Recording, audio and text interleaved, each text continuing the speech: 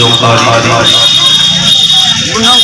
شہباز حضرت کشتی صاحب غلام نہیں میرے رفیق میرے دوست شاعر اسلام چل رہا ہوں حافظ و قاری ثناء الرحمن صاحب غلام شاعر اسلام فہیم صاحب غلام کی میرے سنت جمیع الوان کس کا نام ہے کس کو چھوڑوں جو ذرہ جس جگہ ہے معزز سامعین کرام اسلامی نشتے کی ماحول میں السلام علیکم ورحمۃ اللہ وبرکاتہ۔ وعلیکم السلام ورحمۃ اللہ وبرکاتہ۔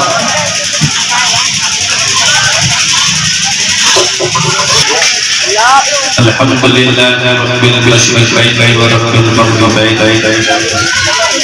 والصلاة والسلام علی سید الکونین وعلى آله وأصحابه فازوا بالدارين أما بعد فأعوذ بالله من الشيطان الرجيم بسم الله الرحمن الرحيم قال الله تبارك وتعالى في القرآن المجيد والفرقان الحميد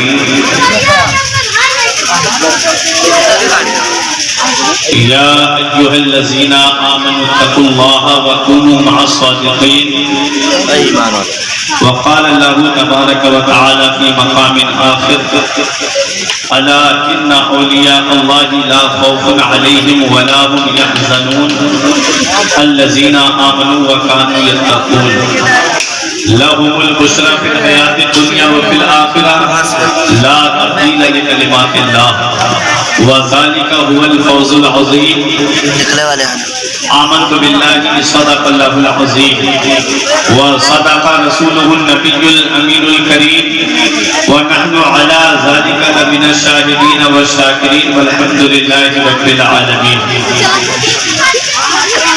آئیے حضرات ہم اور آپ مل کر سب سے پہلے مصطفیٰ جان رحمت شمع بزم ہدایت نو شہی بزم جنت سرور کائنات فخر کائنات بنائے کائنات جس نبی کی عظمت و شان کو بیان کرتے ہوئے فرماتے ہیں میرے امام سرور کہوں کہ مالک و مولا کہوں تجھے گلے زیبا کہوں تجھے تیرے تو وصف عیب تناہی سے ہے بری حیران ہوں میرے شاہ میں کیا کیا کہوں تجھے آخر رضا نے ختم سخن اس نے کر دیا خالد کا بندہ خلق کا آقا کہوں تجھے۔ تمام لوگ محبت و عقیدت کے ساتھ گنبد خضرا کی جانب لو لگا کر درود پاک کی ڈالیاں محبت کی تھالیوں میں سجا کر پیش کریں پڑھیے بآواز بلند اللہم صلی علی سیدنا و مولانا محمد مبارک وسلم صلاۃ و سلام علیک یا رسول اللہ صلی اللہ علیہ وسلم۔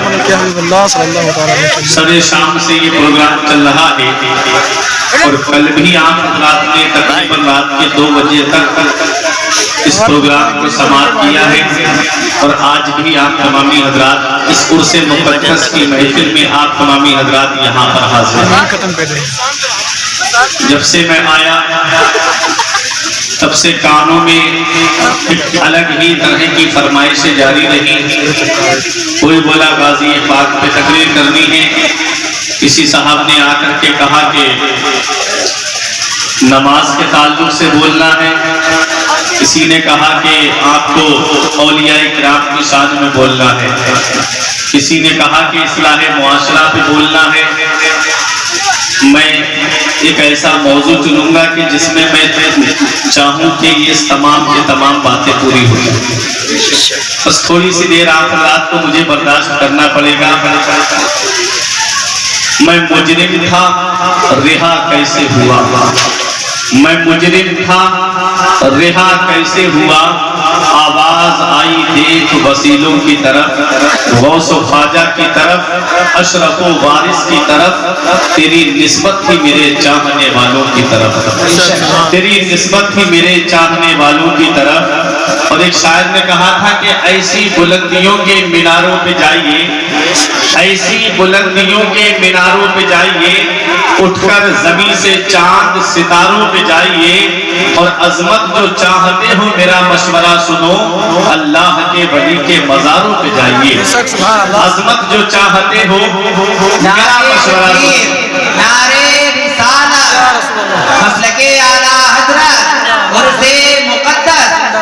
فرقان مولانا صاحب کھلا منظری نعرہ تکبیر عظمت جو چاہتے ہو میرا مشورہ سنو اللہ کے ولی کے مزاروں پہ جائیں گے یہ وہ دعا ہے جو سب کچھ خرید سکتی ہے تم کو مجھ کو خرید سکتی ہے میں کیسے کہہ دوں کہ ولیوں سے کچھ نہیں ملتا زبیدہ بی بی جب جنت خرید سکتی ہے میں کیسے کہہ دوں کہ ولیوں سے کچھ نہیں ملتا زبیدہ بی بی جب جنت خرید سکتی ہے محبت سے درود پاک میں اللہم صلی علی سیدنا و مولانا محمد و بارک وسلم صلاۃ و سلام علیکہ یا رسول اللہ صلی اللہ تعالی علیہ وسلم حضرات میں نے قرآن مقدس کی بڑی مشہور و معروف آیت کریمہ تلاوت کرنے کا شرف حاصل کیا پروردگار عالم قرآن مجید میں ارشاد فرماتا ہے یا ایھا الذین آمنوا اے ایمان والو اتقوا اللہ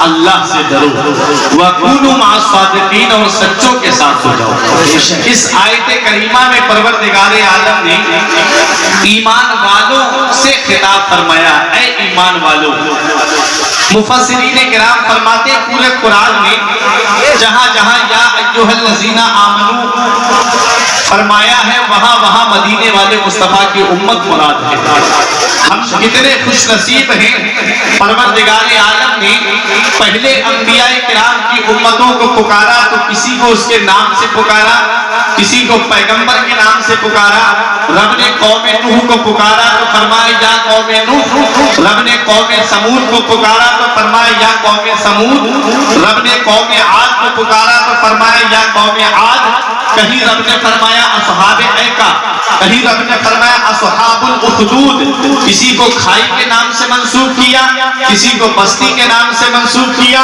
کسی کو اس کے پیغمبر کے نام سے پکارا لیکن قربان جاؤ امت محمدیہ پر ہم لوگ کتنے بڑے خوش نصیب ہیں کہ جب ہمارا ذکر ہمارا تذکرہ قرآن میں ہوا تو پروردگار نے فرمایا یا ایھا الذین آمنوا اے ایمان والو بے شک اتقوا اللہ اللہ سے ڈرو وَكُونُوا مَعَ الصَّادِقِينَ اور سچوں کے ساتھ ہو جاؤ سچوں کے ساتھ ہو جاؤ سچے کون لوگ ہیں جس کے ساتھ رہنے کا رب ہمیں حکم فرما رہا ہے رب نے سورہ فاتحہ میں فرمایا انعمت علیہم سچے وہ ہیں جن پر اللہ کا انعام ہوا پھر ذہن میں ایک سوال آتا ہے کہ کس پر اللہ کا انعام ہوا 5واں پارہ 6 رکوع پہ رب نے فرمایا انعم اللہ علیہم من النبیین والصدیقین والشہداء والصالحین وحسن اولئک رفیقا نبیین سچے ہیں صدیقین سچے ہیں شہداء سچے ہیں صالحین سچے ہیں ارے اپنے لفظوں میں یوں کہہ لو کہ حضور تاج الشریعہ سچے ہیں اپنے لفظوں میں یوں کہہ لو کہ حضور مفتی اعظم ہند سچے ہیں اپنے لفظوں میں یوں کہہ لو کہ حجت الاسلام سچے ہیں بریلی کی اعلیٰ حضرت سچے ہیں پیلی بھیت کے شاہی محمد شیر میاں سچے ہیں حضرات اور آگے بڑھو دیوا کے وارث پاک سچے ہیں مخدوم اشرف جہانگیر سمنانی سچے ہیں اور آگے بڑھو حضور سید سالار مسعود غازی سچے ہیں اور آگے بڑھو بغداد کے غوث اعظم سچے ہیں خواجہ غریب نواز سچے ہیں جنید بغدادی سچے ہیں سندھی سکتی سچے ہیں اور آگے بڑھو حضرت بایزید بستانی سچے ہیں اور آگے بڑھو حسن بصری سچے ہیں اور آگے بڑھو حضرت امام زین العابدین سچے ہیں امام محمد باقر سچے ہیں امام جعفر صادق سچے ہیں امام حسین سچے ہیں امام حسن سچے ہیں مولا علی سچے ہیں عمر فاروق اعظم سچے ہیں عثمان غنی سچے ہیں حضرت ابو بکر صدیق سچے ہیں مدینے والے مصطفیٰ کے دامن کو پکڑ لو اور دنیا کو یہ پیغام دے دو کہ بلبل سے بہرحال نشے من نہ چھوٹے گا بلکہ تپا کے خوف سے گلشن نہ چھوٹے گا ماحول گرچہ اپنے موافق یہ نہیں ہے سرکار مگر آپ کا دامن نہ چھوٹے گا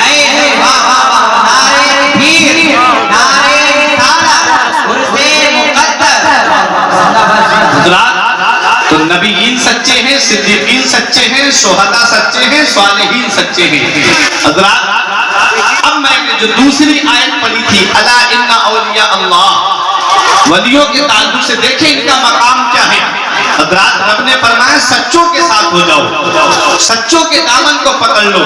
رب نے یہ نہیں فرمایا وَكُونُوا مَعَ الْمُصَلِّينَ، نمازیوں کے ساتھ ہو جاؤ۔ کیوں؟ کیونکہ ہر نماز پڑھنے والا سچا نہیں ہوتا۔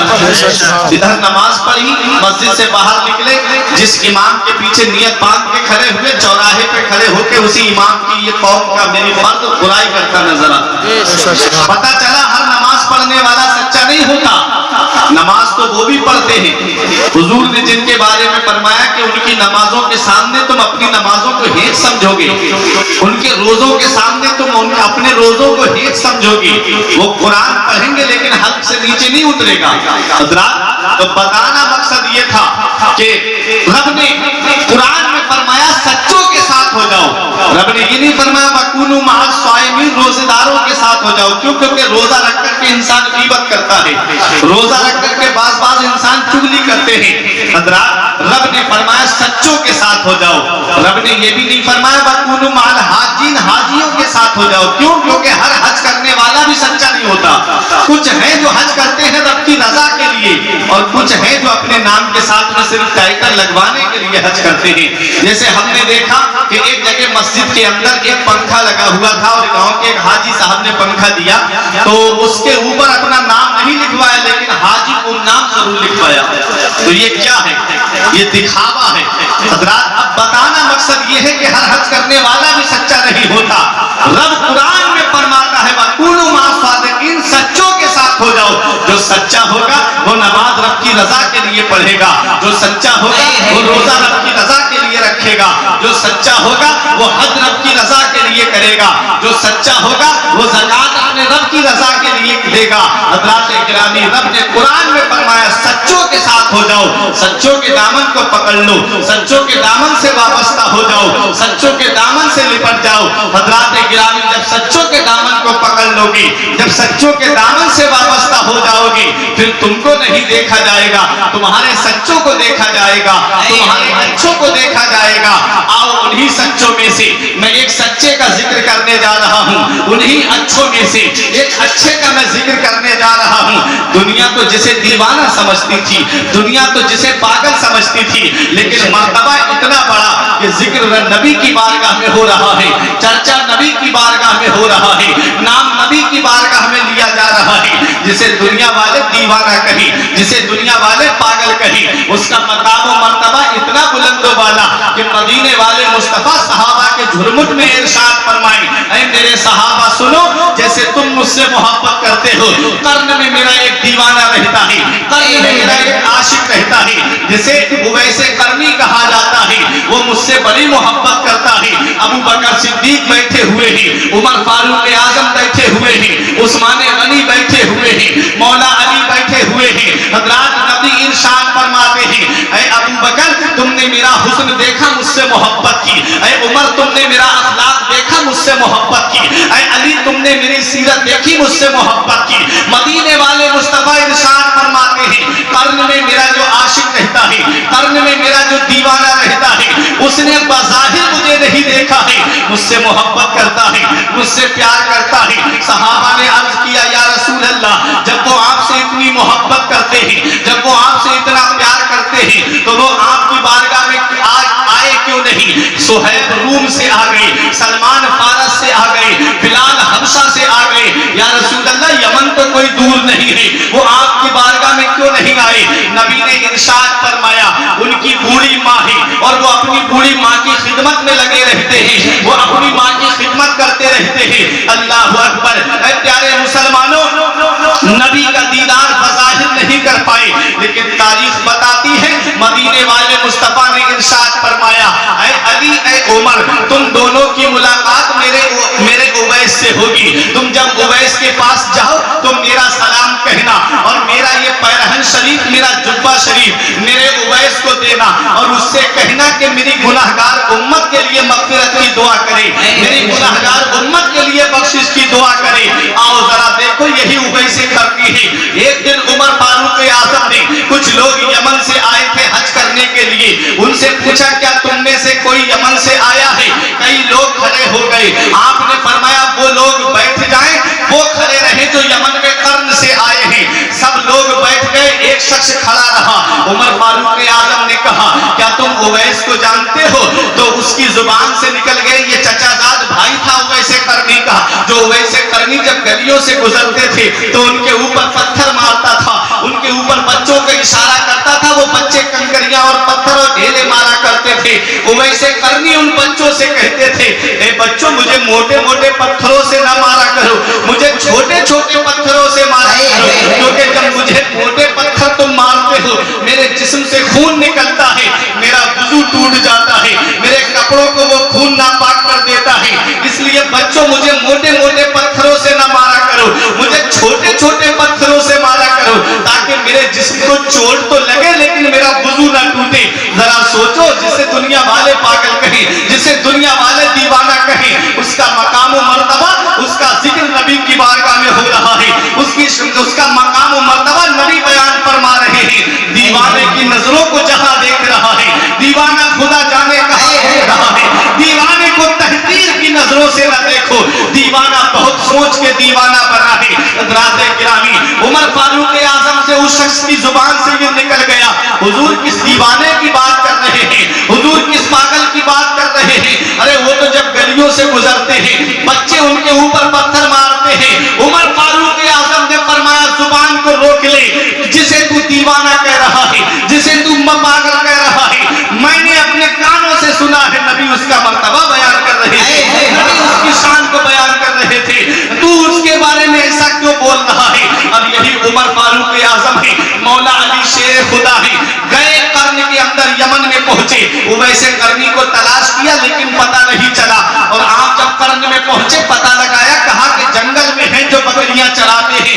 جب آپ وہاں پر پہنچے اویس قرنی کو سلام کیا، آپ نے جواب دیا اور جا کر کے کہا اے اویس ہم تمہارے پاس آئے ہیں، کیا تمہارا نام اویس بن عامر ہے؟ کہا ہاں میرا ہی نام اویس بن عامر ہے۔ کہا کیا ہم آپ کا داہنا پہلو دیکھ سکتے ہیں، ہاتھ کا یا پیر کا؟ تو کہا ہاں دیکھ سکتے ہو۔ تو اس کے اوپر ایک نشان تھا، نبی نے فرمایا تھا میرے اویس کو برس کی بیماری ہو گئی تھی، سفید داغ کی بیماری ہو گئی تھی، اور جب اس نے دعا کی تو اللہ نے بیماری کو دور کر دیا، صرف ایک سکے کے ایک درہم کے برابر وہ بیماری کا نشان رہ گیا ہے، وہ پہچان ہے میرے اویس کی۔ دونوں صحابی نے دیکھا وہ پہچان موجود تھی۔ اب اویس قرنی سے حضرت عمر فاروق اعظم نے کہا اویس تمہیں نبی نے سلام کہا ہے۔ اویس قرنی نے جب اتنا سنا تو فرد محبت سے جھوم اٹھے، میرے آقا نے مجھے سلام کہا ہے، میرے آقا نے مجھے سلام کہا ہے۔ کہا ہاں اویس تمہیں نبی نے سلام کہا ہے۔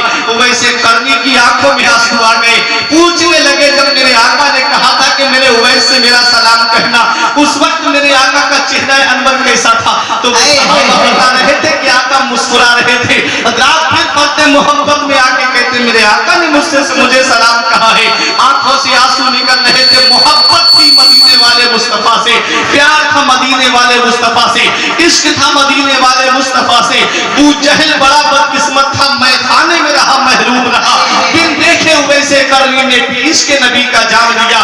حضرات گرامی اویس قرنی سے حضرت علی نے کہا اویس قرنی مدینے والے مصطفیٰ نے فرمایا ہے یہ پیرہن شریف دیا ہے، یہ جبہ شریف دیا ہے، اور نبی نے فرمایا ہے میرے اویس سے کہنا میرے گناہگار امت کے لیے مغفرت کی دعا کرے۔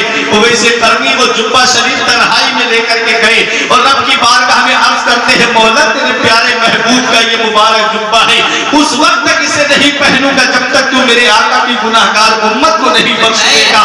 پیارے مسلمانوں، حضرت فاطمہ رو رو کے دعائیں کر رہی ہے ہم گناہگاروں کے لیے مغفرت کی، نبی راتوں رات جاگ کر کے ہم گناہگاروں کے لیے مغفرت کی دعا کر رہے ہیں، اویس قرنی رو رو کر کے ہم لوگوں کی مغفرت کے لیے دعا کر رہے ہیں۔ ذرا سوچو تو صحیح، ہم نے محبت کا صرف دعویٰ کیا ہے، رسمی طور پہ محبت کا دعویٰ کیا ہے، ہم سچی محبت ان سے نہیں کرتے، ہم سچا پیار ان سے نہیں کرتے، ہم سچی عقیدت ان سے نہیں رکھتے، کیونکہ عاشق کو معشوق کی ہر ادا سے پیار ہوتا ہے۔ اے پیارے مسلمانوں، اگر واقعی تمہیں اویس قرنی سے سچی محبت تھی تو اویس قرنی جیسے نبی سے محبت کرتے ہیں سچی، ان کا چہرہ دیکھو تو نبی کے غلاموں والا چہرہ ہے، ان کا لباس دیکھو تو نبی کے غلاموں والا لباس ہے، اور آج ہمارا لباس دیکھ کر کے پتہ ہی نہیں چلتا، راستے میں دیکھو تو پتہ نہیں چلتا کہ یہ مسلمان جا رہا ہے کہ کوئی اور جا رہا ہے۔ ایک پہچان سر پہ ٹوپی کی تھی، اب تو مسلمان نے اس پہچان کو بھی ختم کر چہرے پہ داڑھی سجانے کی پہچان تھی، وہ پہچان بھی مسلمان نے اپنی خر ختم کر دی۔ اے پیارے مسلمانوں، کون سا منہ لے کے جاؤ گے محبوب داور کے سامنے؟ کون سا چہرہ لے کے جاؤ گے شافع محشر کے سامنے؟ پیارے مسلمانوں، قبر میں مدینے والے مصطفیٰ سے ملاقات ہوتی ہے۔ نبی سے جب ملاقات ہو، جب نبی کا چہرہ انور دیکھو تو اپنا چہرہ اس لائق بنا کر کے قبر میں جانا کہ نبی فرما دے کہ قبر کے اندر میرا غلام آیا ہے۔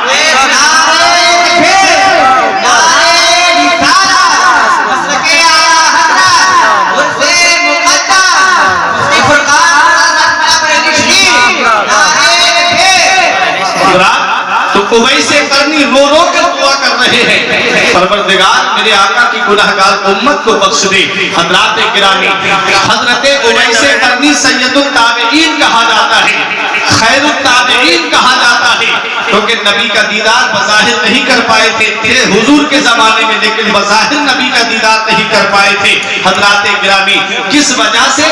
ماں کی خدمت کی وجہ سے، ماں کی محبت کی وجہ سے۔ ماں کی خدمت کرتے تھے، ماں بڑھاپے کی دہلیز پہ پہنچ گئی تھی، ماں بزرگ ہو چکی تھی، اس وقت اپنی ماں کی خدمت کرتے تھے اور ماں سے کہتے ماں میں چلا جاؤں مدینہ منورہ، ماں کہتی بیٹا میرے علاوہ میری خدمت کرنے والا کون ہے؟ اللہ اکبر۔ قرآن ہمیں کیا پیغام دیتا ہے؟ 15واں پارہ کھول کے دیکھو، رب قرآن میں فرماتا ہے وَقَضَىٰ رَبُّكَ أَلَّا تَعْبُدُوا إِلَّا إِيَّاهُ وَبِالْوَالِدَيْنِ إِحْسَانًا۔ رب قرآن میں فرماتا ہے اللہ کے سوا کسی کی پرستش نہ کرو، اس کے ساتھ کسی کو شریک نہ ٹھہراؤ، یہ تمہارے رب نے تمہیں حکم دیا ہے۔ وَبِالْوَالِدَيْنِ إِحْسَانًا، اور ماں باپ کے ساتھ بھلائی کرو، ماں باپ کے ساتھ حسن سلوک کرو۔ اب قرآن آگے ہمیں کیا پیغام دیتا ہے؟ اِمَّا يَبْلُغَنَّ عِندَكَ الْكِبَرَ أَحَدُهُمَا أَوْ كِلَاهُمَا فَلَا تَقُل لَّهُمَا أُفٍّ وَلَا تَنْهَرْهُمَا وَقُل لَّهُمَا قَوْلًا كَرِيمًا۔ رب قرآن میں ہمیں حکم دیتا ہے، کیا فرماتا ہے میرا رب ہمیں قرآن میں حکم دے رہا ہے کہ جب تمہارے ماں باپ میں سے دونوں بڑھاپے کو پہنچ جائیں یا ان میں کا کوئی ایک بڑھاپے کو پہنچ جائے، فَلَا تَقُل لَّهُمَا أُفٍّ وَلَا تَنْهَرْهُمَا وَقُل لَّهُمَا قَوْلًا كَرِيمًا، تو انہیں اف تک نہ کہو، جب بھی بولو تو محبت کے ساتھ بولو، جب بھی بولو تو نرمی کے ساتھ بولو۔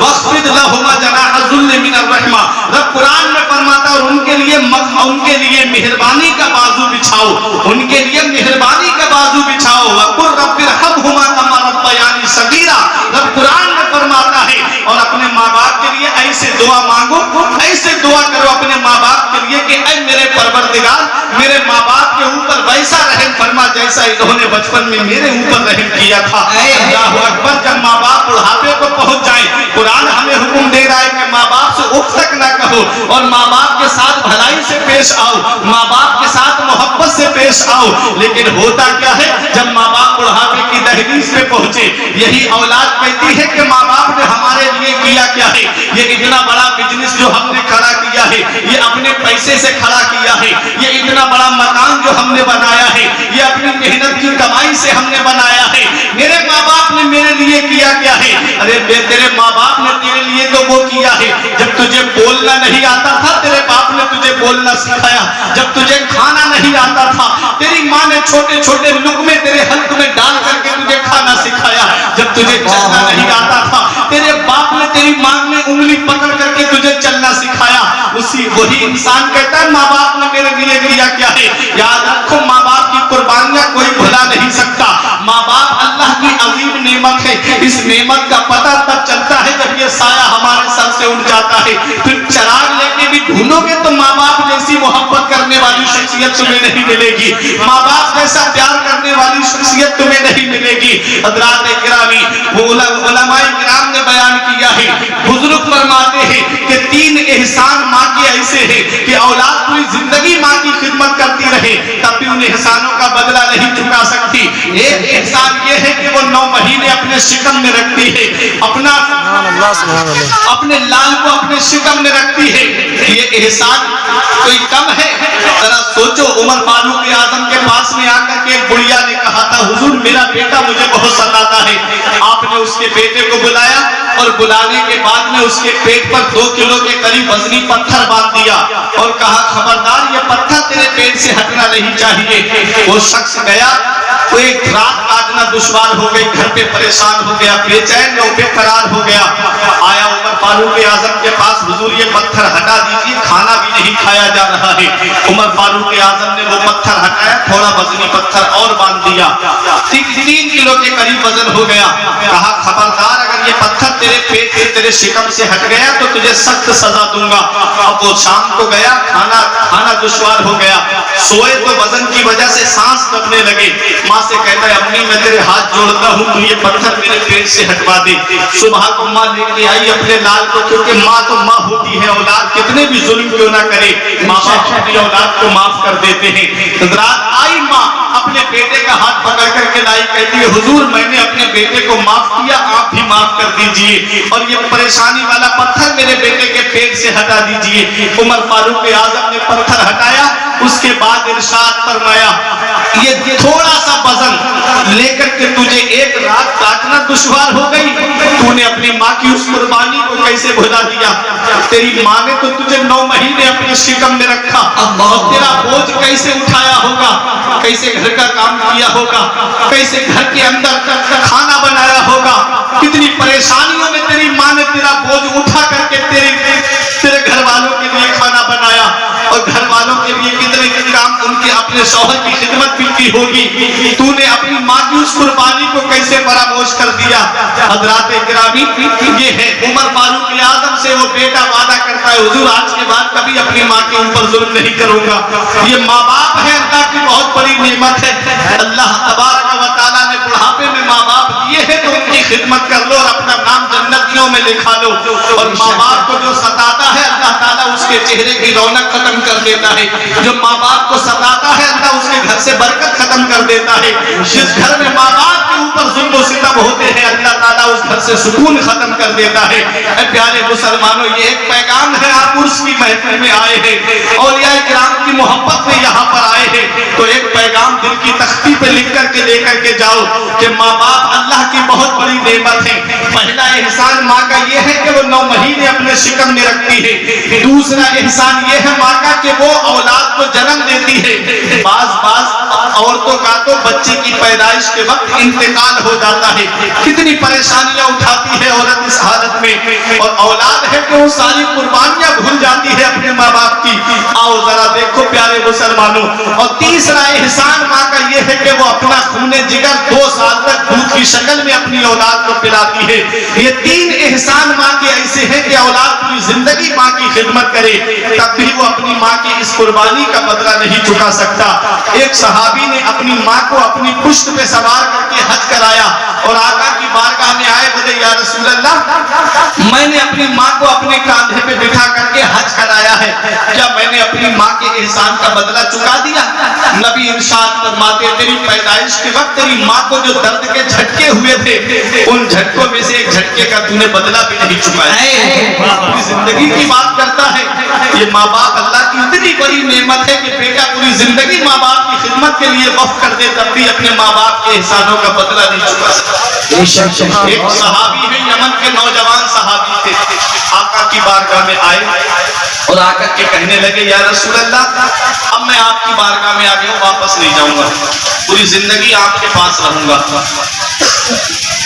نبی نے ارشاد فرمایا کیا تمہارے ماں باپ ہیں؟ انہوں نے عرض کیا ہاں یا رسول اللہ میرے ماں باپ ہیں۔